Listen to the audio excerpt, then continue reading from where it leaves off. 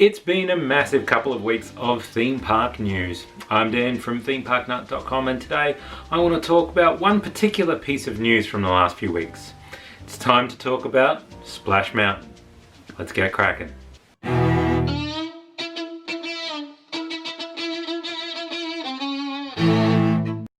So Thursday last week, Disney made an official announcement about something that's sort of been speculated about for the last month or so in the Disney online community.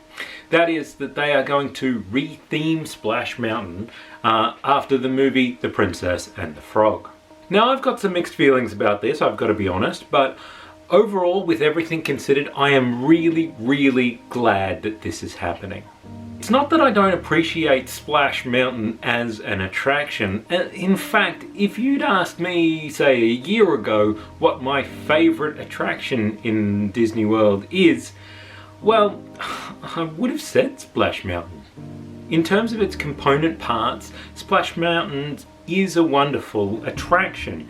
It's got a really consistent story that makes sense as you progress through the attraction. It's got some wonderful set pieces that work perfectly with that theming.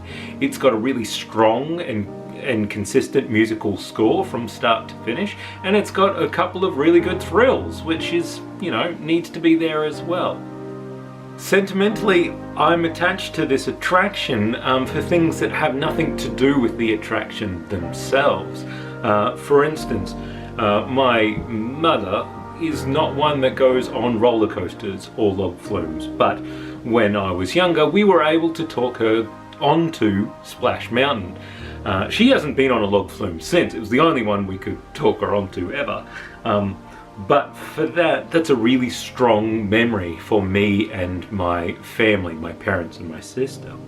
In the other direction, my kids are actually really enamored with the song that goes with Splash Mountain. We've got a CD that's got all sorts of Disney attraction songs on it, and Grin Ghosts and whatever, and what my son and now all of us call the Cranky Fox song, which is the music for start to finish of Splash Mountain, going right through to Zippity Doo Dah. And to be fair, they like that song, but they have no idea what's behind it, where it's come from.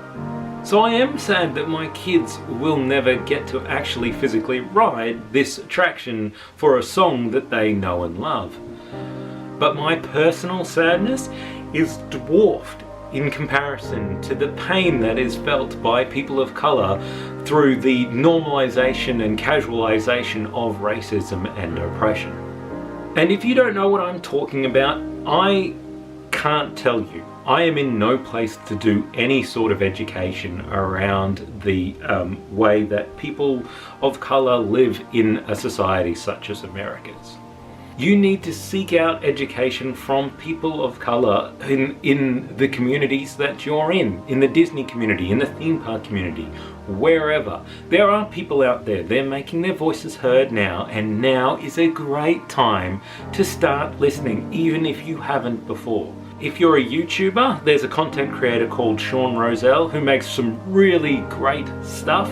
I'll leave a link to his channel in the description down below, and also a link to his video on the Song of the South movie, which, if you don't know much about it, is worth watching to get a perspective of someone who has really well-informed opinions about this movie. I'm not going to beat around the bush. Song of the South is a racist movie. Now, Disney were very careful and tried to construct Splash Mountain out of the least racist parts of a racist movie. But it's 2020 now, and that's not good enough anymore. That doesn't mean that you were necessarily racist for enjoying Splash Mountain in the past. I know I've enjoyed it, and I don't consider myself to be a racist person. But you have to admit, as a community, we were all either ignorant or we chose to be ignorant about this ride. To think that people have been offended and upset about this ride and avoided areas of Disneyland and Walt Disney World because of this ride and its backstory, and we've just, as a community, completely ignored it, is deeply troubling and upsetting.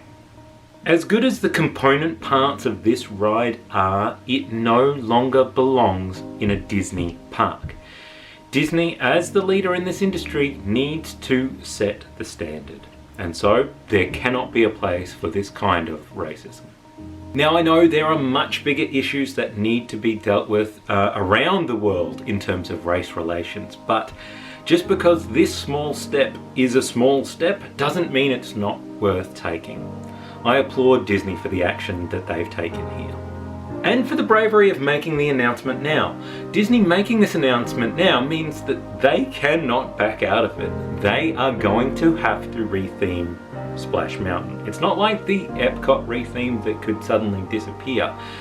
If they back out on this retheming now, it's going to be a whole lot worse for them politically than if they just left Splash Mountain as it was. They've committed themselves. They now have to replace Splash Mountain no matter what. I am glad that Splash Mountain is changing, but I'm also sad that it's changing as well. Sometimes growth, whether it's personal growth or societal growth, sometimes it needs to be painful. Sometimes we just have to accept that we've been ignorant to other people's suffering. Sometimes we have to let go of something that we've loved in the past because the pain it's causing for someone else is so much worse. You loving something does not negate someone else's pain. Society grows through mutual understanding, respect, and compromise. Plus, Princess and the Frog is such a great movie, and it fits so well with a log flume dark ride combination. So, for picking a replacement of Splash Mountain, this is a fantastic choice. And personally, it means now next time I go to a Disney park, I've got to pick a new favourite ride, so let's bring it on. Thanks for watching my thoughts on the retheming of Splash Mountain. I know this is a passionate topic for many people, so leave a comment in the section down below with what you think of this announcement from Disney.